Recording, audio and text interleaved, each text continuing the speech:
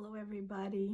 I'm very happy to be bringing some very promising messages to you today. I have a lot to talk about, so I hope that you stay tuned until the end of this video so you can hear all of the news. First, after a full year of COVID closures and pandemic intrusion into our lives, it's been a whole year. I want to say how impressed and thankful I am, and everyone at Allied, for the work that you have done, the dedication to our mission to the individuals we serve. I know how hard all of you have worked and how much it has meant to accomplish and creating opportunities for people, and you are truly appreciated, and I hope you know that. This year, everyone has been working really hard and we're slowly getting back to normal, but there's still a long way to go, but the light will be there at the end of the tunnel, and eventually we'll get back to our new normal. I would like to encourage everyone that has the opportunity to get vaccinated. It will keep you safer, it will keep your families safer, and everyone at work around you safer. So one of the changes that is coming up starting Friday, March 19th, that individuals who are fully vaccinated will now be able to come back to the office if they've been working from home, depending on your work site.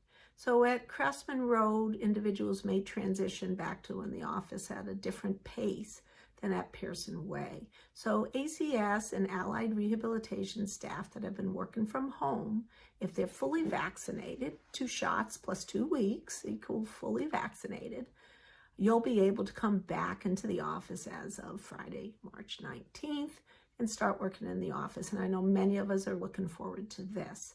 And I want to reassure all of the individuals that are presently working at these sites that those new faces that you see coming back to work at the office rather than at home are fully vaccinated. Everyone will still need to follow the mask protocols, washing hands, social distancing, but it allows us, with the new state guidelines loosening up this end of this week, to have more people in the office. We'll be doing additional transitions as time goes by, and we really need to know who is vaccinated so that we can gauge how safe it is for additional people to come back on board. So I ask that you please let HR know, Eric Elmendorf, or your executive director, if you prefer to send info to Eric, whether or not you're vaccinated, so that we can gauge the percentage of our workforce that are vaccinated. At Allied Rehabilitation Centers, we're up over 60%. The numbers change slightly as we go. It depends on the work site. But at Crescent Road, not everyone is eligible yet. However, in a few weeks, almost everyone will be eligible by the beginning of April to be vaccinated. And as we go and more people are vaccinated, it'll be safer for us to return to full workforce at our work sites. So I have a lot to talk about, as I said, and I want to let you know about some new initiatives that we're able to implement. Because of the reduced revenue for Allied Rehab with the program closures and delayed openings and very small percentage of individuals participate in our day programs, Allied Rehabilitation Centers revenue has been low. Our workforce continues to work. However, we needed to explore other funding options. So the executive director at Allied Rehabilitation Centers, Russell Coleman, and our corporate accountant director at ACS, Daniel Boldak, both worked hard on securing a payroll protection program funding from the federal government. And I just found out this week that we were approved for this funding. And with this funding, we will be able to take care of that shortfall of revenue for Allied Rehabilitation Centers. And with that, we are exploring several different initiatives that we'll be able to do with this funding. So I want to tell you about some of the things that have already started and some that are in process of being implemented. And then know that we still are looking at other options and exploring other options that when they come about, and we will let you know. So I do want you to know that all of our appreciation and understanding of how hard you work contributes to our plans and what we can do with this payroll protection program funding. And one of the first things that you already know about is that we have implemented new enhanced employee referral program.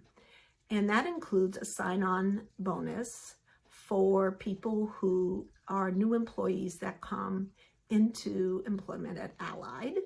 And this is being funded through that PPP, Payroll Protection Program funding. I know that staffing has been extremely difficult everywhere, and all of you feel that. This is hopefully going to be a way that we can draw more people into the open positions that we have. In addition, the amount that employees can earn from referring someone who successfully gets employed at Allied for the minimum amount of time will also earn more. So now it's $250. So both the sign-on bonus and the employee referral payment are both $250. So I hope that you'll think about people that would be great additions to the Allied family and refer them to HR for open positions. We also, with this funding, will be able to provide retroactive hazard pay to Allied Rehabilitation Centers staff going back to the beginning of July. Now, Allied Community Resources staff have already received a wage adjustment to accommodate this fiscal year. Allied Rehabilitation Centers had hazard payments end at the end of June. So this will pick up where those left off. And those are being calculated right now. It will be for actual hours worked since the beginning of July. I believe it's the second payroll period. And the details will be included in a memo that will come out soon. So you'll have all these details. In addition, we will also be able to do hazard payment going forward for Allied Rehabilitation Center staff. Also, Allied Community Services staff will be included in these two payment options for retro and going forward. So we will be given a lot more detail in a memo, but I wanted to let you know that we are applying the PPP funding to these incentives to appreciate and thank you for working throughout the pandemic and working so hard. Also, we will be able to have the policy waivers that we implemented at the end of last fiscal year. Two of them, one for residential staff at Allied Rehabilitation Centers who are awarded 5 floating holidays every 6 months that expire. The floating holidays that will expire on June 30th. If you have any remaining holidays, then Allied will pay you for those holidays. And then on July 1st, your new floating holidays will be in your account. This only applies to Allied residential staff because that's the only program and department in Allied that has floating holidays awarded twice a year rather than established holidays that the rest of Allied has. The second waiver, policy waiver that was approved by the board, is a vacation cash out as we had last year in June. In this situation, you will be able to, from the beginning of April through June 15th, cash out up to 5 prorated days of your vacation accrual. And it will be a one-time cash out. But if any of you are getting near that vacation accrual cap or have reached it, then you may want to consider taking advantage of this one-time opportunity for a policy waiver. Now, this is not something that we ordinarily can do. And is not a permanent change to our policy. It's a temporary policy waiver.